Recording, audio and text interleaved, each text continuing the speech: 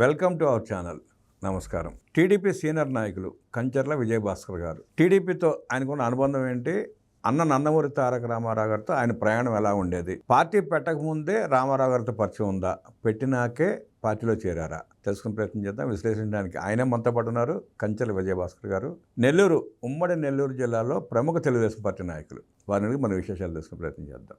నమస్తే సార్. నమస్కారం. తెలుగుదేశం పార్టీ స్థాపించిన తర్వాత మీకు అన్న నందమూరి రామారావు గారితో పరిచయం అయిందా? జర్నీ చేశారా? అంతకుముందే మీ పరిచయం ఉందా? అంతకుముందే పరిచయం ఉంది. మాకు అక్కడ కావలి పరిసరాల్లో ఉండే మా బంధువులంతా కొంతమంది, అంటే ఉమ్మడి మద్రాసు రాష్ట్రంలో ఉన్నాం కాబట్టి, అప్పటికి 53కి ముందు ఉమ్మడి మద్రాసు రాష్ట్రం కాబట్టి, అప్పుడు ఆ పాత జనరేషన్స్ అంతా కాస్త వ్యాపార సాపారాల కోసం, చదువు సంధ్యల కోసం, వైద్య అవసరాల నిమిత్తం మొన్నటి వరకు హైదరాబాద్కి ఏ విధంగా ఆంధ్ర ప్రాంతం నుంచి వచ్చారు, ఇక్కడ స్థిరపడ్డారు. అలాగే మద్రాసులో స్థిరపడ్డారు మా బంధువులు కొంతమంది. వారి పెళ్ళిళ్ళకి, గృహప్రవేశాలకి, కర్మంతరాలకి, అదేవిధంగా అప్పుడప్పుడు వేసవ సెలవుల్లో లేకపోతే దసరా సెలవులు అలాంటి సందర్భాల్లో వాళ్ళు, మేము పిల్లలం కాబట్టి పిల్లలు లేనిది ఇల్లు కాదు, పెట్టలు లేనిది తోపు కాదు అన్నట్టు వాళ్ళు పిల్లల్ని, ఇక్కడ బంధువుల పిల్లల్ని పిలిపించుకొని అలా మురిసిపోయేవాళ్ళు. అప్పుడు మీ వయసు ఎంత ఉండేది సార్?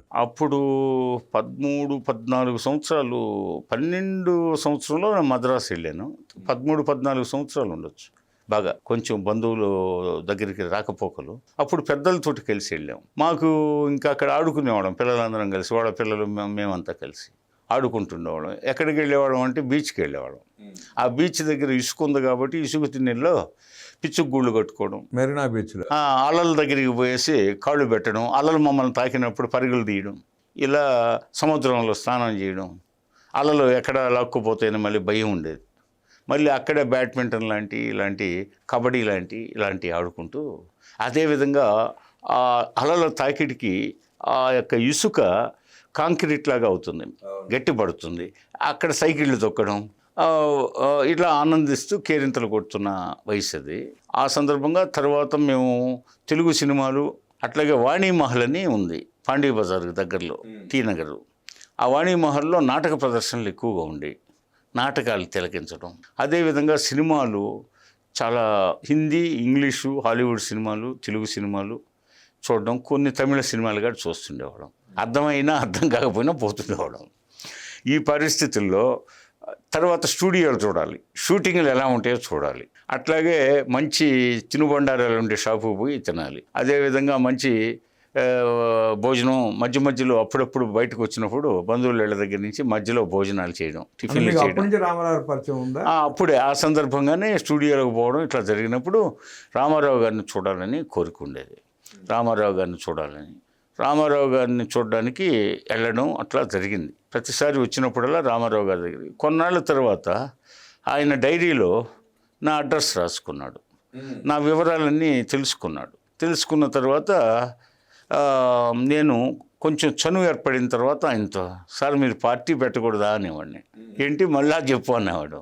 మీరు ఒక పార్టీ పెడితే బాగుంటుంది సార్, మీ పట్ల చాలా గౌరవం ఉంది, అభిమానం ఉంది, అసలుకి చాలామంది ఇళ్లలో మీ పట్టాలు పెట్టి పూజిస్తున్నారు, పోతే అసలుకి మీ సినిమాలు వస్తే 1-4 సార్లు చూస్తున్నారు ఎగబడి, పోతే అసలు మిమ్మల్ని కూర్చే చర్చలు ఉంటాయి ప్రతి గ్రామంలో, పోతే ఆ తిరిగి సమయాల్లో వాళ్ళు వ్యవసాయ, ఇతర వృత్తుల్లో ఉండేవాళ్ళు, పశువుల దగ్గరికి పోయేవాళ్ళు, పైగా మీ సినిమా పాటలను గురించి ఎక్కువగా పాడుకుంటుంటారు.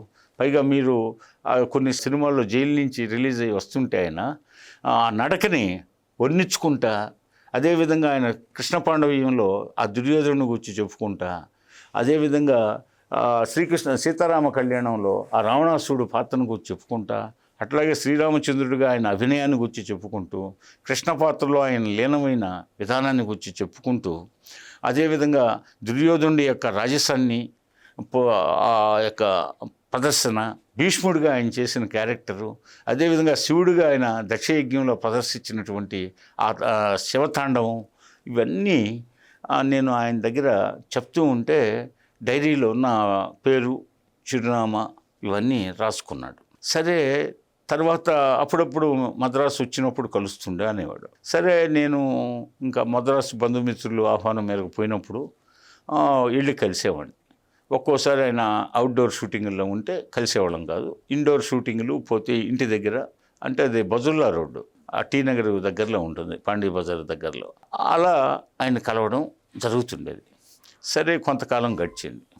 నాకు కొంత అప్పటికే మా కుటుంబంలో గొట్టిపాటి కొండపనాయుడు గారు మాకు బంధువు కావడం, పోతే ఆయన పర్సనల్ లైబ్రరీలో గ్రంథాలు నేను చదువుతుండేవాడిని. పోతే ఆయన ఇండిపెండెంట్గా జీవితం అంతా ఇండిపెండెంట్గానే గెలిచాడు. ఎమ్మెల్యేగా గెలిచాడు, సమితి ప్రెసిడెంట్గా గెలిచాడు. పోతే జిల్లా పరిషత్ చైర్మన్గా కూడా చేశాడు. అయితే వైస్ చైర్మన్ అని పిలిచారు. ఎందుకంటే అప్పుడు నల్లమోతు చెంచురామానాయుడు గారు ఏసీ సుబ్బారెడ్డి గారు క్యాండిడేట్గా ఉండేవాడు ఉమ్మడి నెల్లూరు జిల్లాలో. అవిశ్వాస తీర్మానం ఆనం సంజీవిరెడ్డి గారు, నల్లపరెడ్డి చంద్రశేఖర్ రెడ్డి గారు, గొట్టిపాటి కొండపనాయుడు గారు ముగ్గురు కలిసి ఒక రాత్రికి రాత్రి అవిశ్వాస తీర్మానం పెట్టి నల్లమోతు చెంచురామానాయుడు గారిని దించారు. చైర్మన్ పోస్టుకి ఎవరు ఉండాలి అనే మీమాంస వచ్చింది. చంద్రశేఖర్ రెడ్డి గారిని పెట్టాలా, కొండపనాయుడు గారిని పెట్టాలా? అప్పుడు మధ్యవర్తిగా ఉన్న ఆనం సంజీవిరెడ్డి పోతే ఏం సూచించాడంటే, పవర్స్ ఇద్దరు పంచుకోండి, సమాన పవర్స్. చైర్మన్గా చంద్రశేఖర్ రెడ్డిని పిలుద్దాం, వైస్ చైర్మన్గా గొట్టిపాటి కొండపనాయుడు గారిని పిలుద్దామని. తోట రామస్వామి గారు పంచాయతీరాజ్ మినిస్టర్, కాసు బ్రహ్మానంద రెడ్డి ముఖ్యమంత్రి. ఆ టైంలో అప్పుడు జీవో ఇచ్చారు, స్పెషల్ జీవో. ఉమ్మడి రాష్ట్ర చరిత్రలో సమాన పవర్స్ పొందినటువంటి వైస్ చైర్మన్గా పిలిపించుకుంటూ సమాన అధికారాలు పంచుకున్నటువంటి జడ్పీ చైర్మన్గా, అంటే నెల్లూరుకి దక్షిణ భాగం అంతా మద్రాసు బార్డర్ దాకా చంద్రశేఖర్ రెడ్డి, అదేవిధంగా నెల్లూరుకి ఉత్తరం కోవూరు నుంచి పెన్నా నదికి ఉత్తరపు వైపు కోవూరు నుంచి అటు దొనకొండ వరకు, ఇప్పుడు ప్రకాశం జిల్లాగా, ఇప్పుడు ప్రకాశం జిల్లాగా నిన్న మొన్నటిదాకా ఏదో దొనకొండ రాజధాని అనే ప్రపోజల్ వచ్చినటువంటి ఆ దొనకొండ వరకు, అంటే కురిచేడు, దర్శి, పొదిలి, కనిగిరి, పామూరు, గుడ్లూరు, సింగరాయకొండ ఇవన్నీ ఉండేవి. వీటన్నిటితో నెల్లూరు జిల్లా ఉండేది. ఈ ప్రాంతం వరకు కొండపనాయుడు గారు జిల్లా పరిషత్ చైర్మన్గా 2.5 సంవత్సరాల పాటు ఉన్నాడు. తర్వాత 25 సంవత్సరాలు ఆయన సమితి ప్రెసిడెంట్గా, చినకాకు అప్పుడు సమితి అనేవాళ్ళు కాదు, బ్లాక్లు అనేవాళ్ళు. అప్పుడు చినకాక బ్లాక్ ప్రెసిడెంట్గా, అంటే సమితి ప్రెసిడెంట్ పవర్సే ఉండేవి. తర్వాత బ్లాకులు తీసేసి సమితులు పెట్టారు. వింజమూరు సమితి ప్రెసిడెంట్గా ఇలా 24 సంవత్సరాల పాటు ఆయన ఆ పదవులు అలంకరించాడు. ఆ తర్వాత జడ్పీ చైర్మన్గా కూడా 2.5 సంవత్సరాలు, ఆ తర్వాత ఎమ్మెల్యేగా కూడా. ఇవన్నీ ఇండిపెండెంట్గా ఆయన సాధించిన విజయాలు. అదేవిధంగా సూపర్ బజార్ చైర్మన్ చేశాడు. అదేవిధంగా జిల్లా గ్రంథాలయ సంస్థ సభ్యుడిగా చేశాడు. సరే, ఇవన్నీ తెలుగుదేశం పార్టీ పెట్టకముందు ఆయన్ని వరించిన పదవులు. పైగా తెలుగుదేశం అంటే ఎప్పుడు కాంగ్రెస్కి ఎదురైతే లాస్ట్ డేస్లో ఆయన కాంగ్రెస్ పార్టీలో క్యాండిడేట్ సెలక్షన్ కమిటీ మెంబర్గా పీసీసీలో ఉన్నాడు. లాస్ట్ డేస్లో కాంగ్రెస్లో అంతే, కొద్ది నెలల పాటు. ఆ తర్వాత తెలుగుదేశం పార్టీ ఎన్టీ రామారావు గారు ఇన్వైట్ చేశారు. ఆయన ఇన్వైట్ చేసి ఎమ్మెల్యేగా పోటీ చేయమన్నాడు. నెల్లూరు జిల్లాలో 11 స్థానాలు ఉన్నాయి, అందులో మీ సూచనలు సలహాలు తీసుకుంటానని చెప్పారు. అయితే ఈయన జీవితాంతం నేను ఇండిపెండెంట్గానే ఉన్నాను, నాకు అదే కలిసి వస్తుంది. పోతే జనతా పార్టీకి అనుకోకుండా ఆనం వెంకటరెడ్డి గారు, నేను ఎప్పుడు ఆనవాళ్ళకి నాకు పడేది కాదు, తొలిసారిగా కలిసాము, కలవ కలిస్తే ఆ రోజు జనతా పార్టీ టికెట్స్ టైట్ అయినాయి. మర్రి చెన్నారెడ్డి గారు నెల్లూరు జిల్లా 11 స్థానాల్లో 6 స్థానాలు నీకు కేటాయిస్తాను, నీ ఇష్టం వచ్చిన వాళ్ళని పెట్టుకో, 5 స్థానాలు నా ఇష్టం వచ్చిన వాళ్ళని పెడతాను, జిల్లా కాంగ్రెస్ ప్రెసిడెంట్గా ఉండమని టెలిగ్రామ్ వచ్చింది. అయినా నేను జనతా పార్టీ ఉత్తరాదిన ఉవ్వెత్తున ఎగిసిపడింది, కాబట్టి రైతులంతా జనతా పార్టీలో ఉండమంటున్నారు, నన్ను ఇండిపెండెంట్గా బలపరిచిన వాళ్ళే నన్ను జనతాలో చేరమంటున్నారు. యాంటీ కాంగ్రెస్ ఇదిలో నేను యాంటీ కాంగ్రెస్లో కదా పోరాడి ఇండిపెండెంట్గా ఉన్నది, అప్పుడు ఆల్టర్నేటివ్ పార్టీ లేక ఇండిపెండెంట్గా ఉన్నాను. ఇప్పుడు నాకు ఒక వేదిక దొరికింది, పోక నేను ఒక రాజకీయ పార్టీ బ్యానర్ మీద పోటీ చేసి తొలిసారి ఓడిపోయాను, ఎప్పుడు ఓటమిరుగని నేను ఓడిపోయాను అనే ఉద్దేశంతో ఆయన తెలుగుదేశంలో చేరితే రెండోసారి రాంగ్ స్టెప్ అవుతుందనే చింతనతో ఆయన ఏం చేశాడంటే, తను టీడీపీ తరఫున పోటీ చేయకుండా తన అభ్యర్థి పాతలపల్లి వెంగళరావు అనే అతన్ని తీసుకొచ్చి పెట్టడం జరిగింది, అభ్యర్థిని గెలిపించడం జరిగింది. ఆ విధంగా తెలుగుదేశంలో ఆయన ఎంట్రీ ఆఫ్టర్ ఎలక్షన్స్ అంటే ఎలక్షన్లో నోటిఫికేషన్ వచ్చిన తర్వాత తన అభ్యర్థిని సూచించాడు, తన అభ్యర్థికి టికెట్ ఇచ్చారు, గెలిపించారు. ఇంకా అప్పటి నుంచి ఆయన తెలుగుదేశం క్యాండిడేట్ అయ్యాడు. అంతకుముందు ఈ పార్టీ పెట్టకముందు మద్రాసులో నేను పార్టీ పెట్టండి సార్ మీకు కాంగ్రెస్ పోతే ముఖ్యమంత్రుల మార్పిడి, ఈ మంత్రుల మార్పిడి, పరిపాలన గాలి కుదిలేశారు, అవినీతి రాజ్యం వెళ్తుంది, పోతే అసహ్యంగా అనుకుంటున్నారు కాంగ్రెస్ పార్టీని, ఆల్టర్నేటివ్ లేదు సార్, పోతే ఈ వామపక్షాలు ఇవి అన్నీ వాళ్ళ స్థాయి సరిపోవట్లేదు. గతంలో ఉమ్మడి మద్రాసు రాష్ట్రంలో కమ్యూనిస్టులకు ఉన్న బలం ఈరోజు లేదు, పోతే నామమాత్రంగా ఉన్నారు అక్కడక్కడ కొన్ని పాకెట్స్, కాబట్టి మీరు వస్తే మిమ్మల్ని ఒక హిమాలయ పర్వతంలాగా భావిస్తారు ప్రజలు, కాబట్టి అసలుకి లోపలికి పోయిన వాళ్ళందరి చేతులు మీకు ఓట్లు వేయాలనిపిస్తుంది, ఎన్ని సీట్లు వస్తాయి అన్నాడు.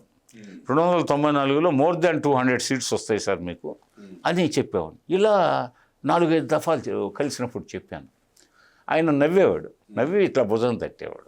అప్పుడప్పుడు ఆయన మార్నింగ్ టైం అయితే బ్రేక్ఫాస్ట్ ఆయన చేయకపోతే అప్పుడు ఆయనతో పాటు బ్రేక్ఫాస్ట్ చేయించాడు. అట్లాగే షూటింగ్లకు పోయేటప్పుడు కానీ మీకు చిన్న వయసులోనే ఆయనతో పరిచయం, అలా మాట్లాడే చనువు ఏర్పడడం కూడా అదృష్టమే.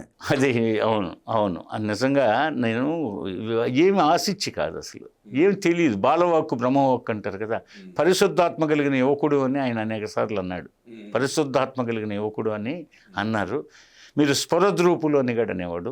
నాకు ఆయన 6 సినిమాలో 7 సినిమాల్లో నన్ను నటించమని గడు అడిగాడు. మిమ్మల్ని కూడా అప్పట్లో మీరు అనేవారా? చిన్న వయసు అయినా మీరు అనేవాడు, నన్ను మీరు అనేవాడు, చిన్న వయసులో కూడా. లేకపోతే బాబు అనేవాడు. ఒక్కోసారి విజయభాస్కర్ అని పిలిచిన సందర్భాలు తక్కువ, ఎప్పుడు మీరు అనేవాడు.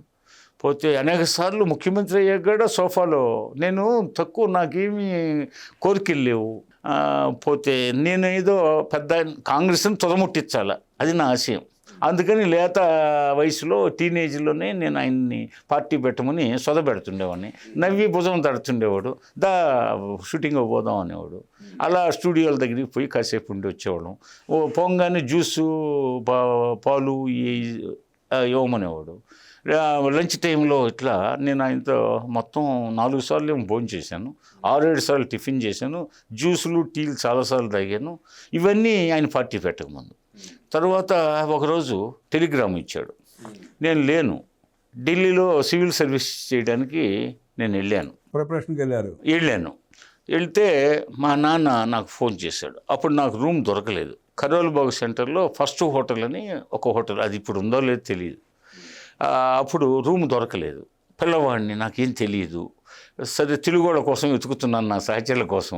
ఎవరో కొంతమంది కనిపించారు. మేము కూడా ఫస్ట్ హోటల్లో ఉన్నాం, రూమ్ కోసం చూస్తున్నాం. సరే అందరం కలిసి ఒక రూమ్ తీసుకుందామని అన్వేషణలో ఆ ఫస్ట్ హోటల్లోనే అప్పటికి 3 నెలలుగా వస్తుంది. రూమ్ దొరకలా. రోజుకి 6 రోజుల్లో 2,500 రూమ్ రెంట్ ఒక్కో మనిషికి. అలా రోజు 2,500 చెల్లిస్తూ ఆ ఫస్ట్ హోటల్లో ఉన్నాం. సరే ఇంకా ఎక్కడ పెడితే అక్కడ తినేవాళ్ళం. ఆ కరోల్బాగ్లో కాస్త ఫుడ్ సౌకర్యాలు ఉన్నాయి, సౌత్ ఇండియా ఫుడ్స్. ఆ ఇడ్లీ దోశలో దొరికాయి. ఇలా ఉన్నప్పుడు ఒకరోజు టెలిగ్రామ్ ఇచ్చాడండి. మా నాన్న నాకు ఫోన్ చేశాడు. నేను ఎన్టీఆర్ గారి ల్యాండ్ నెంబర్కి ఫోన్ చేశాను. ఫోన్ చేస్తే ఒకసారి వచ్చి కలవగలవా, ఎప్పుడు వీలు ఉంటుంది నీకు అన్నాడు. ఢిల్లీలో ఏం చేస్తున్నావు అని వివరాలు అడిగాడు. చెప్పాను. ఒకసారి నీకు వీలు ఉన్నప్పుడు వచ్చి కలువు అన్నాడు. సరే ఇప్పుడు ఖాళీగా ఉన్నాను, రమ్మంటే వస్తానన్నా. సరే వచ్చేసేయాలి. నేను మేనంబాకం ఎయిర్పోర్ట్లో దిగి కలిస్తే నీ కోరిక నెరవేరబోతుంది అన్నాడు. నేనేదో పార్టీ అనుకోలే, ఏందా ఈ నా కోరిక ఏంటా అని ఆలోచిస్తున్నా. అదేనయ్యా నువ్వు చెప్పావు కదా పార్టీ పెట్టమని పెట్టబోతున్నాను అన్నాడు. ఆ తర్వాత నేను కబురు చేస్తాను తర్వాత అన్నాడు. ఆ తర్వాత కొద్ది రోజులకి జమీన్ రైతులో మా జిల్లాలో ఇప్పటికి 99 దశాబ్దాలు పైగా అయింది ఉద్యమ పత్రిక. అది వెంకటగిరి సంస్థానాన్ని వ్యతిరేకిస్తూ ప్రొఫెసర్ ఎన్జే రంగా గౌతులచ్చన్న గారి నాయకత్వంలో పెద్ద ఉద్యమంలో వెంకటగిరి జమీందారికి వ్యతిరేకంగా పోరాటం చేసి ఆ ఉద్యమం కోసం స్థాపించబడినటువంటి, ఆ ఉద్యమం ప్లస్ స్వాతంత్ర సాధన కోసం స్థాపించబడినటువంటి, అదేవిధంగా ప్రజల ఈతిబాధలను ఎండగట్టడానికి స్థాపించబడిన నెల్లూరు వెంకటరామనాయుడు గారి ఆధ్వర్యంలో స్థాపించబడిన జమీన్ రైతు పత్రిక మొట్టమొదటిసారిగా వెల్లడిచ్చింది. ఎన్టీఆర్ పార్టీ పెట్టబోతున్నాడు. ఫస్ట్ వార్త వాళ్ళే ప్రచురించారు వారపత్రిక. నేటికి అది వర్ధిల్లుతుంది. నేటికి దానికి సబ్స్క్రైబర్స్ ఉన్నారు. అది దేశ విదేశాలకు కూడా ఇప్పటికీ పోతుంది. జమీన్ రైతు చదవకుండా చాలామంది ఉండలేరు ఆ పాత వాళ్ళు. నేను కూడా జమీన్ రైతు వారం ఇప్పటికీ పఠిస్తుంటాను. మరో ఎపిసోడ్లో మరిన్ని విశేషాలు తెలుసుకునే ప్రయత్నం చేద్దాం. నమస్కారం.